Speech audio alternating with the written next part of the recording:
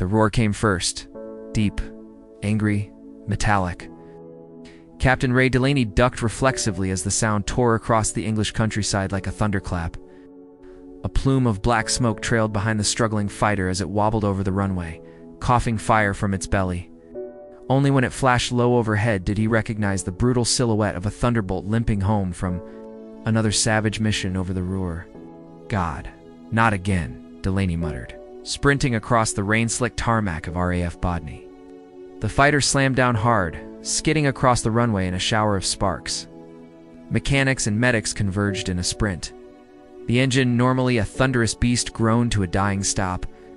Its cowling twisted, its panels riddled with holes big enough to swallow a fist. Ray reached the cockpit as the canopy cracked open.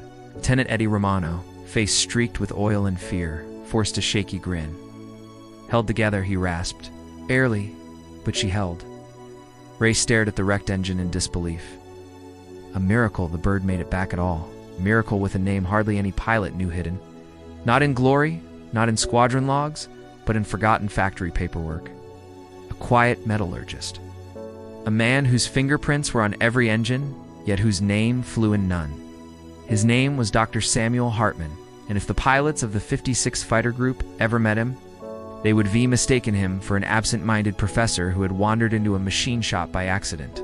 He worked inside the Hartford plant, tucked away behind the engineering bays where the monstrous Pratt & Whitney R-2800 Double Wasp was assembled, the beating heart of the Thunderbolt. Sam's world was failure. Studied how metal cracked when frostbitten at 25,000 feet, how valves warped under lethal heat, how piston rods snapped when a pilot slammed the throttle into a dive. Most engineers walked past him without even looking. He didn't design engines, he studied how they died. His job wasn't glamorous. But one quiet night in 1942, long after the factory lights dimmed, Sam held a cracked cylinder head beneath his desk lamp and whispered, "This shouldn't have failed." The fracture spiraled in a strange spiderweb pattern he had never seen. Most would have blamed a bad casting. Sam didn't. He ran tests until his hands shook, heated the alloy, froze it, struck it, electrified it. Under extreme war-realistic stress cycles, purities appeared microscopic flaws, invisible to the eye, but deadly in the sky.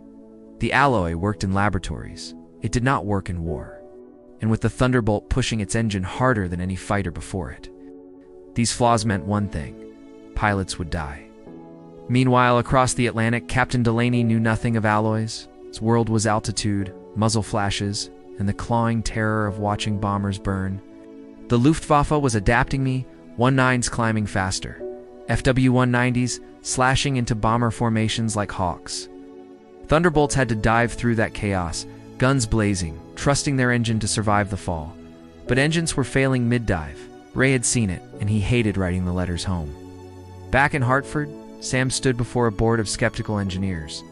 "You're proposing," the chief engineer said, "that we halt production, develop a new alloy, and retool our casting process."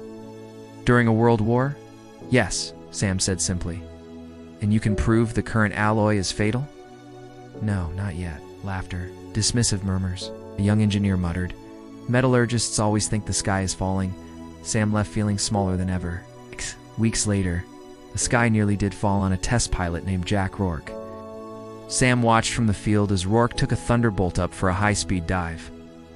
30,000 feet. Pushing over, passing 350. Then a scream. Engine temp spiking. Something's wrong. A sharp crack blasted over the radio. Smoke streamed behind the diving fighter.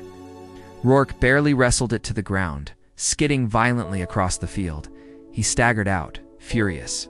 "What kind of engine metal shatters in a dive?" "That damn thing nearly killed me." Sam didn't answer. He didn't need to. A familiar crack ran across the cylinder head, the same one he'd seen under his lamp. The proof was undeniable. Production halted. Sam's alloys, stronger, purer, more stable, demanded new furnaces, new molds, new heat treatment schedules.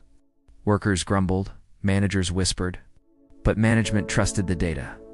When the first new alloy cylinders emerged weeks later, they gleamed like something forged for gods. They endured every torture engineers hurled at them. None cracked.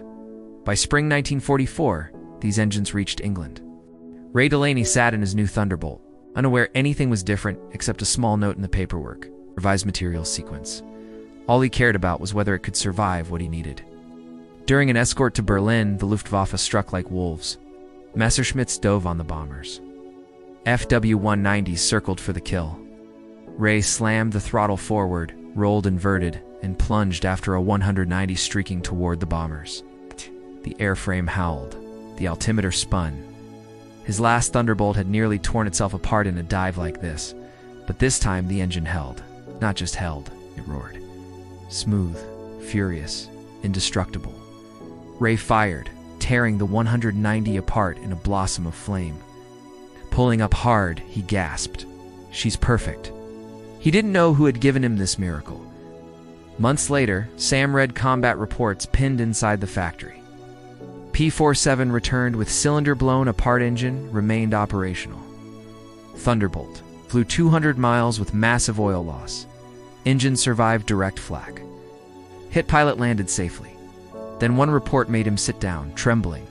Crankcase cracked, 16 inches engine, ran entire mission. Impossible.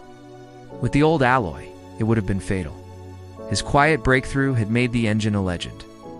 On D-Day, Ray strafed German fortifications at Normandy, flak bursting like black flowers around him.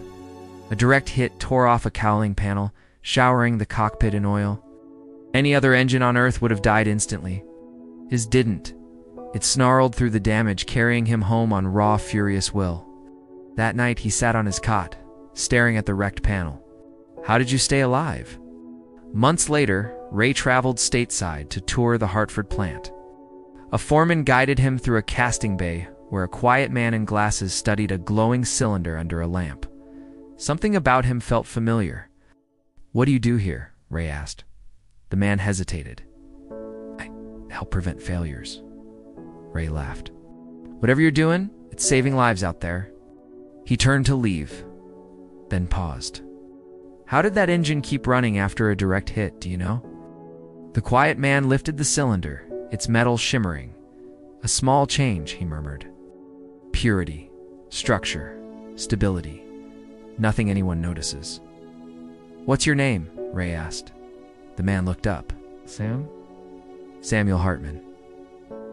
Ray extended his hand. Captain Ray Delaney. I owe you my life. No one had ever said that to Sam before. Ray's voice cracked. You made an engine no one out there can break. Sam smiled, a small, quiet smile, the first in years.